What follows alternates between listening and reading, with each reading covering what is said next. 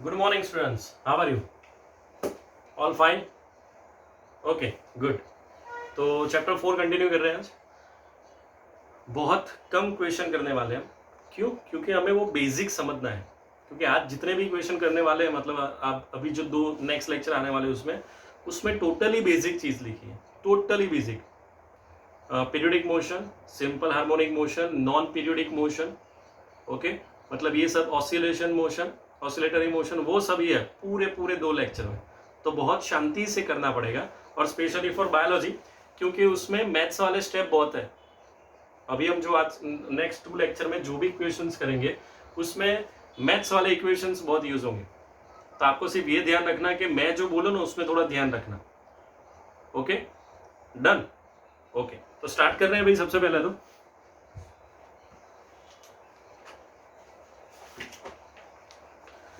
Exercise chapter number 14, exercise first हो गया हमारा, सेकंड भी हो गया, थर्ड भी हो गया, फोर्थ से स्टार्ट करना है। Which of the following function of time represent a simple harmonic motion, second periodic but not simple harmonic, and third non periodic. Give the period for each case of periodic motion. Okay,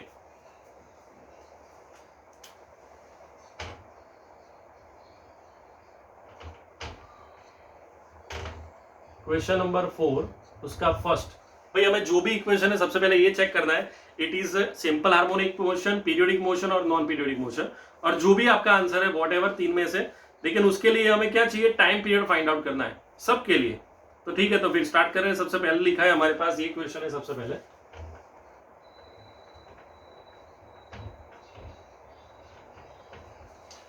sign omega T minus cos omega T. Okay, तो ये है हमारे पास सबसे पहले तो sign omega T minus cos omega T. तो अभी देखो मैं क्या कर रहा हूं यहाँ पे।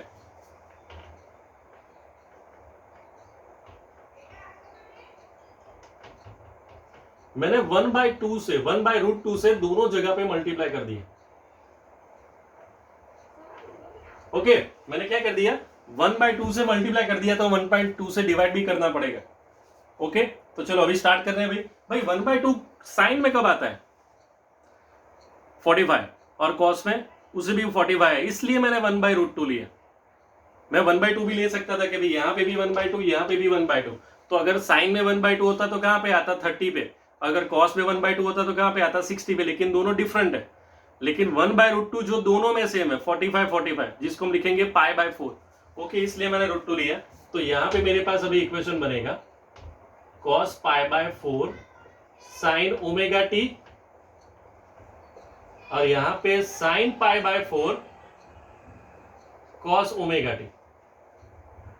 और ये किसकी फॉर्मूला है, साइन ओमेगा टी माइनस π/4। भाई ये फॉर्मूला है अभी। तो ये था हमारा फर्स्ट इक्वेशन। चलो भाई, हो गया यहाँ पे फर्स्ट इक्वेशन। तो अगर इस इक्वेशन की बात करें तो उसमें पीरियोडिक टाइम क्या हो जाएगा, what is the periodic time.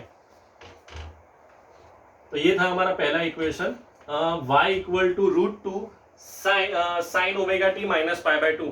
तो भाई ये इक्वेशन बन रहा है, ये क्या है भाई, ये किसका इक्वेशन है, simple harmonic motion, periodic motion और non periodic motion. Yes, SHM, simple harmonic motion. Okay, और उसमें पीरियोडिक टाइम मतलब क्या है, 2π/ओमेगा। ओमेगा में सिर्फ ओमेगा इंटू टी है, तो बस हमारा पीरियोडिक टाइम 2π/ओमेगा, बस इतना ही होगा। Confirm, finished. ओके, तो ये था हमारा फर्स्ट क्वेश्चन। अभी सेकंड नंबर ये रहा, अंदर ये लिखा है साइन क्यूब ओमेगा टी। क्या लिखा है भाई, साइन क्यूब ओमेगा टी। तो अभी मैं यहां पे एक फॉर्मूला लिख रहा हूं, जैसे ये ट्रिगो की फॉर्मूला थी साइन अल्फा माइनस बीटा, वैसे अभी एक फॉर्मूला लिख रहा हूं वो भी ट्रिगो में आती है फॉर्मूला, मैथ्स में। तो बायोलॉजी वाले सिर्फ वो फॉर्मूला देखना और उसके ऊपर से आपको वो ऑटोमेटिकली समझ में आ जाएगा। ठीक है, डन। तो वो फॉर्मूला ये है भाई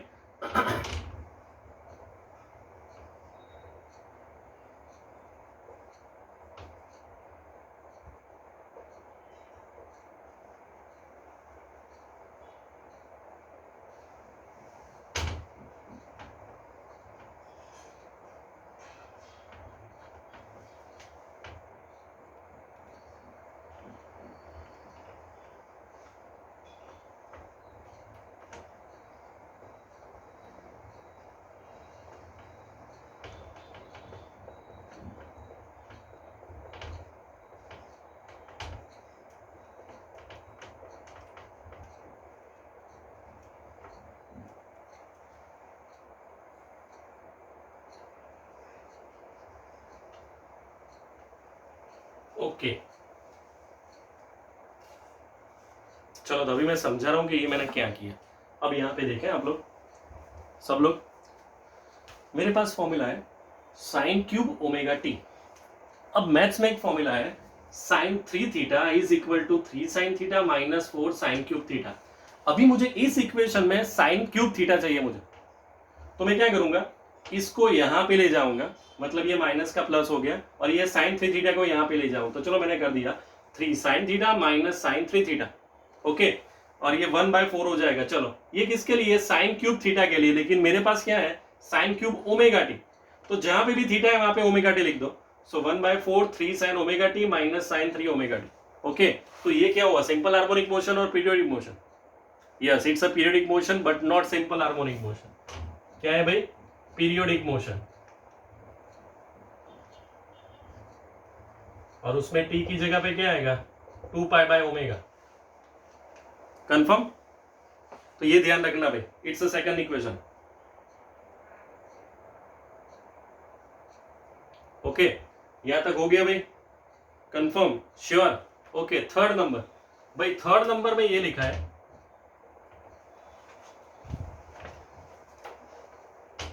3 cos π/4 minus 2 omega T. Okay, ये लिखा है। तो ये क्या हुआ, सबसे पहले तो ये, तो अभी एक काम करते हैं, नॉर्मल इक्वेशन क्या था, y equal to a cos omega T plus theta. तो पहले ओमेगा टी आता था, प्लस थीटा आता है, यहाँ पे थोड़ा उल्टा है, तो यहाँ पे क्या करना पड़ेगा, साइन चेंज करनी पड़ेगी, 2 ओमेगा टी माइनस π/4। यस, अब ये थोड़ा सूटेबल लग रहा है, लेकिन कॉस में ऐसा है भाई कि अगर कॉस में से माइनस बाहर निकलूंगा ना, फिर भी वो प्लस में ही रहता है। Yes, it is a speciality of cos theta, कि अगर कॉस माइनस में भी है, तो अगर मैं माइनस बाहर निकलता हूं ना, तो फिर भी वो प्लस ही रहता है, तो यहां पे मुझे प्लस ही लिखना है। तो चलो अभी यहां पे 3 cos t ओमेगा, चलो ये क्या हुआ भाई, सिंपल हार्मोनिक मोशन। और अभी t की जगह पे, भाई इससे पहले हमने जहां पे भी देखा, चलो यहां पे था ये वाला, कहां पे, ये रहा ओमेगा टी, तो सिर्फ ओमेगा ही था।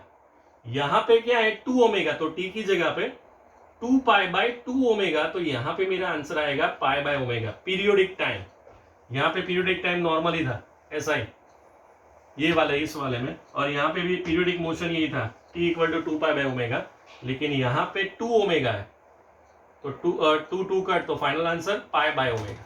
पहले देख लो ध्यान से ये वाला क्वेश्चंस, तीनों के तीनों बहुत अच्छे से ध्यान से देख लो।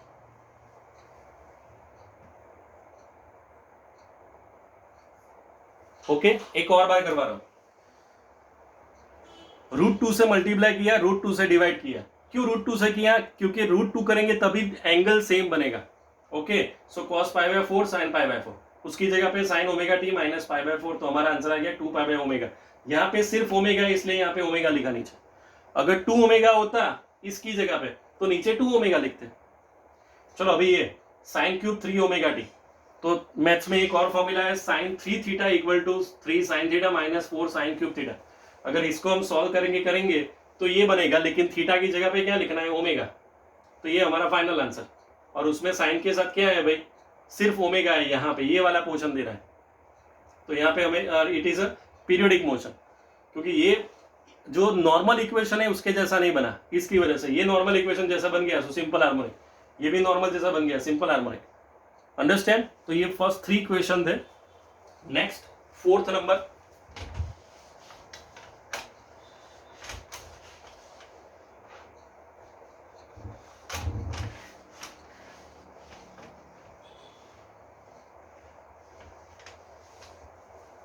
ओके चलो भाई 4th नंबर में क्या लिखा है, 4 भी है, 5 भी है, 6 भी है, बहुत सारे, कोई बात नहीं, पहले 4th देख लेते हैं।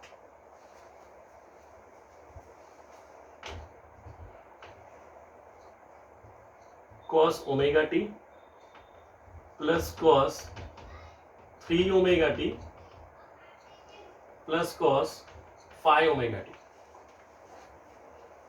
ओके, तो अभी देखते हैं इसमें कि क्या हो रहा है।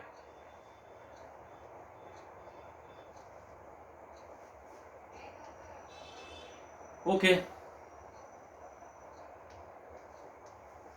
डन। चलो भाई, यहाँ पे ये कौन सा equation, it is a simple harmonic motion, periodic motion और non periodic motion. Simple harmonic तो है ही नहीं, क्योंकि सिर्फ कॉस ही दिया है। मतलब क्या हुआ, पीरियोडिक मोशन। मतलब ये क्या हुआ भाई, पीरियोडिक मोशन। अभी तीन अलग अलग है। अगर मैं इसकी बात करूं तो टी की जगह पे 2π/ω।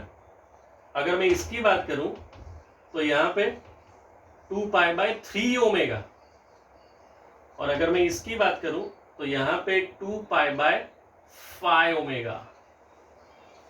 समझ में आ रहा है अभी मैंने क्या किया? यहां पे सिर्फ ओमेगा था तो ओमेगा लिखा, यहां पे 3ω था तो 3ω, और यहां पे 5ω था इसलिए डिवाइड बाय 5ω। ये देख लो ध्यान से एक बार।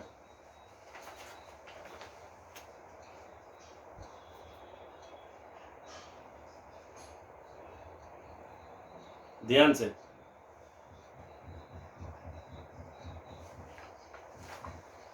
ये तीनों का सेपरेट है, लेकिन अगर मुझे पूरे इक्वेशन का पीरियोडिक मोशन चाहिए तो सेम रेगुलर ही होगा 2π/ω। बस फिनिश। पूरे इक्वेशन के लिए कंबाइन, तीनों का सेपरेटली ये आएगा 1 2 3 के लिए, लेकिन फाइनल आंसर पूरे इक्वेशन का यही आएगा 2π/ω। Okay, next question.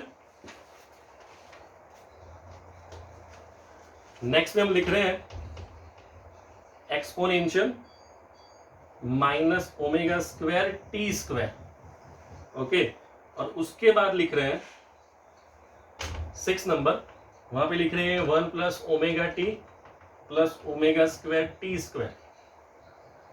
ओके चलो भाई ये कैसा इक्वेशन है सर? ये इक्वेशन तो अब तक हमने देखा ही नहीं। एक्सपोनेंशियल मतलब क्या? अगर मैं लॉग ले रहा हूं ना, नेचुरल लॉग और लॉग ले रहा हूं ना, तो वहां पे मुझे एक्सपोनेंशियल यूज करना है।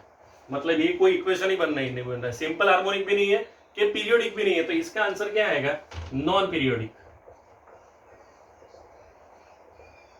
ओके, इसका आंसर क्या आएगा? Non periodic. और यहाँ पे भी कुछ पीरियोडिक टाइम नहीं बन रहा है, मतलब cancer.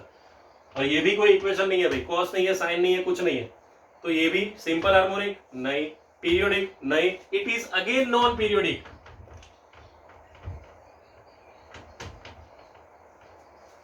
It is non periodic. और पीरियोडिक टाइम कुछ नहीं होगा भाई, कुछ फिक्स नहीं है, इनफाइनाइट और वो ये सब मिलेगा यहाँ, क्योंकि कुछ फिक्स वैल्यू नहीं है इसकी वजह से, साइन कॉस की। सो लास्ट 2 का आंसर क्या आएगा भाई? Non periodic. तो देख लो भाई पूरा का पूरा क्वेश्चन नंबर 4 ध्यान से देखना।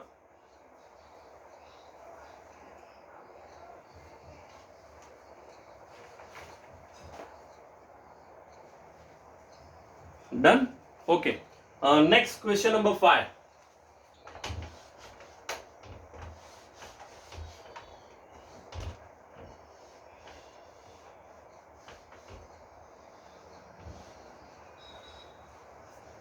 वंस अगेन बोल रहा हूं, आज के लेक्चर में और कल के लेक्चर में जो भी 2 लेक्चर है, one of the most dangerous lecture. क्यों? बाकी सब लेक्चर में कॉन्सेप्ट समझते थे। सिंपल हार्मोनिक मोशन था, डैम्प ऑसिलेशन था, फोर्स ऑसिलेशन था, सिंपल पेंडुलम था, सिंपल फॉर्मूला थी सब, T = 2π/L/g, T = 2π/m/k। Okay, normal formula और उसके न्यूमेरिकल। लेकिन अभी के जो 2 लेक्चर में हम पढ़ने वाले ना, वो टोटली कॉन्सेप्ट से मतलब थोड़ा हटके है, तो इसमें थोड़ा ध्यान रखना आप लोग। ये सब क्वेश्चन 1 मार्क के लिए, सभी के सभी क्वेश्चन 1 मार्क में या 2 मार्क में, बड़े बड़े में ये कभी नहीं आ सकते, कभी नहीं।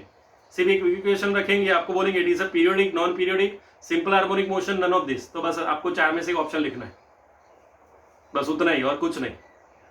तो ध्यान रखना अभी के जो 2 लेक्चर है उसमें, क्योंकि जो बेसिक टॉपिक्स है उसके अलावा सब ये हम कर रहे हैं, है ना। तो ये ध्यान रखना 2 लेक्चर में, है ना, फिर उसके बाद सब इजी हो जाएगा।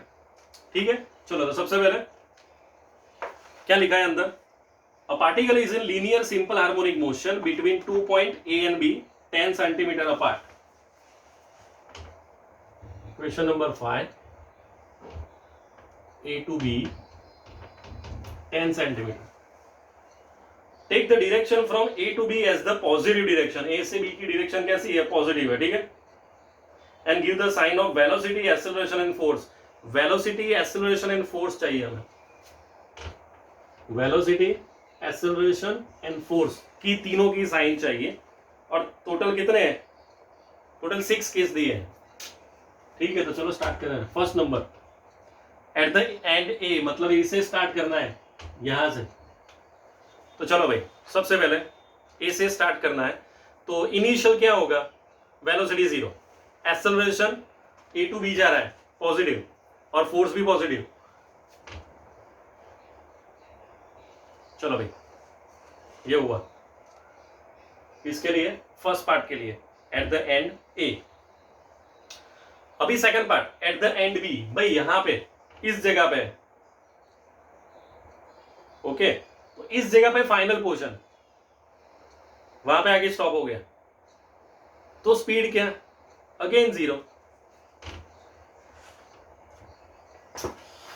अरे यार, ब्लू ब्लैक, ये 0, लेकिन यहां से है ना भाई, अगर मैं यहां से स्टार्ट करूं तो चलो यहां से मैंने स्टार्ट किया, तो इसके लिए ये इनिशियल होगा। मैं यहां पे ऑपोजिट जा रहा हूं, मतलब ये माइनस हो जाएगा।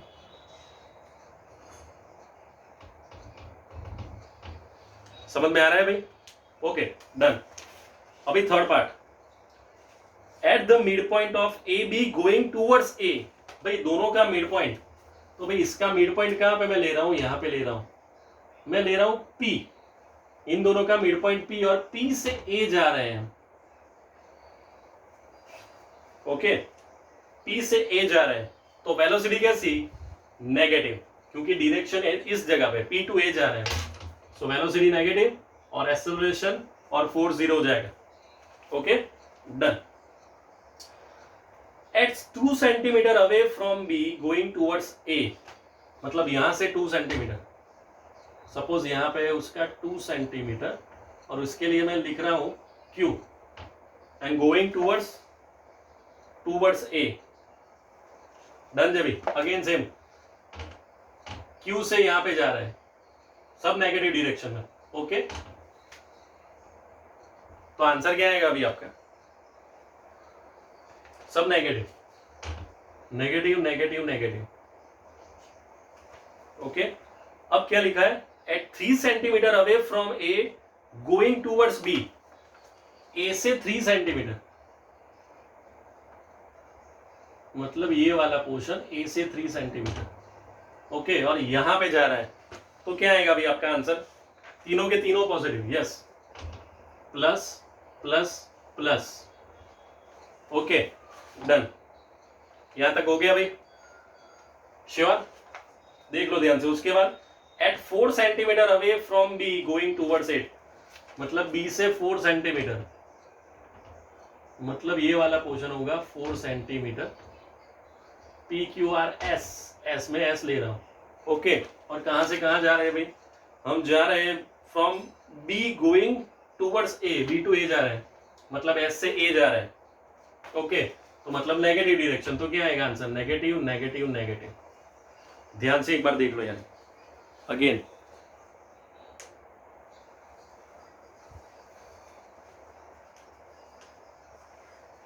सबसे पहले यहां से था फर्स्ट पॉइंट, यहां से यहां पे जा रहे थे, तो इनिशियल 0 बाकी सब प्लस।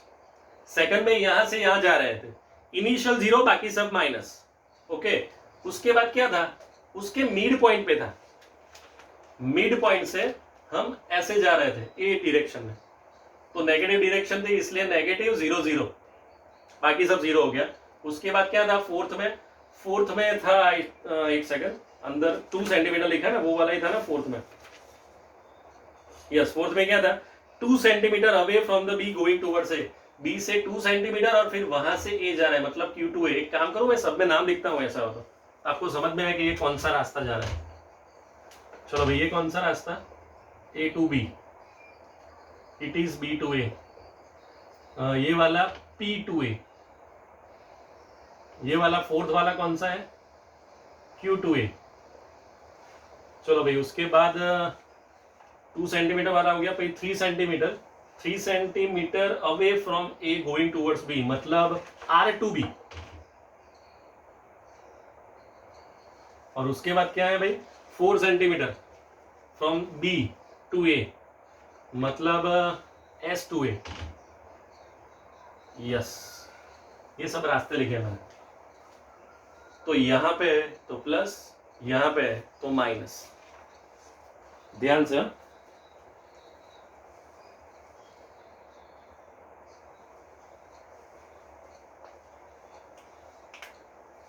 कंफर्म, श्योर, लॉक किया जाए? एक बार देख लो ध्यान से जल्दी। हाँ,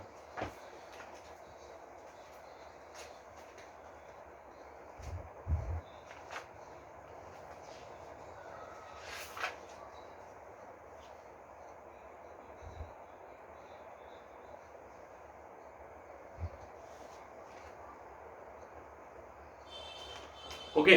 तो ये थे क्वेश्चंस थे ये सब। एक और बार क्वेश्चन नंबर 4 किया, उसके बाद 5 किया, और ये वाला I think so 8th number का था। ओके, तो इतने क्वेश्चन किए हमने सबसे पहले आज। क्वेश्चन नंबर 4 जो बहुत बड़ा था, मतलब सभी इक्वेशंस थे उसको सॉल्व किया, ध्यान से किया हमने। एक और बार देखना ये वीडियो तो ज्यादा समझ में आएगा, अगर कुछ हो तो मुझे बोल देना। उसके बाद किया क्वेश्चन नंबर 5, ABBCCD, मतलब ये वाले पोर्शन। ओके, तो ये था आज का पोर्शन। सिर्फ 2 क्वेश्चन हुए, लेकिन कोई बात नहीं। मैं सोच रहा था कि 3 हो जाएंगे, लेकिन जल्दी से नहीं करना है भाई, शांति से समझ में आपको ऐसे करना है। अदरवाइज तो मैं एक लेक्चर में 4-5 क्वेश्चन भी ऐसे कर सकते हैं, लेकिन ऐसा नहीं करना है अभी, धीरे धीरे जाना है, तभी आपको थोड़ा ज्यादा समझ में आएगा। Understand what I am saying? Sure? Okay, तो अभी ये 4-5 हुआ। नेक्स्ट क्वेश्चन हमारा है 7th नंबर। ओके, उसके बाद 7th के बाद कौन सा करने वाले हैं हम? 8th हो गया, 9th हो गया, 10th हो गया, 11th हो गया, फिर 12th आएगा। 7 के बाद आएगा 12th, वो भी अच्छा क्वेश्चन है। मतलब मैंने पहले ही बोला था कि आज और नेक्स्ट लेक्चर में बहुत शांति से सब करना पड़ेगा। 7, 12, फिर 13 तो बहुत इजी है। ओके, 13 के बाद 16। ओके, बस वो सब करने वाले हैं। तो आज के लिए सिर्फ ये 2 क्वेश्चन चलेगा, लेकिन दोनों क्वेश्चन ध्यान से देखना।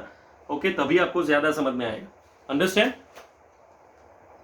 ओके, तो आज इतना रख रहे हैं। Done, bye bye.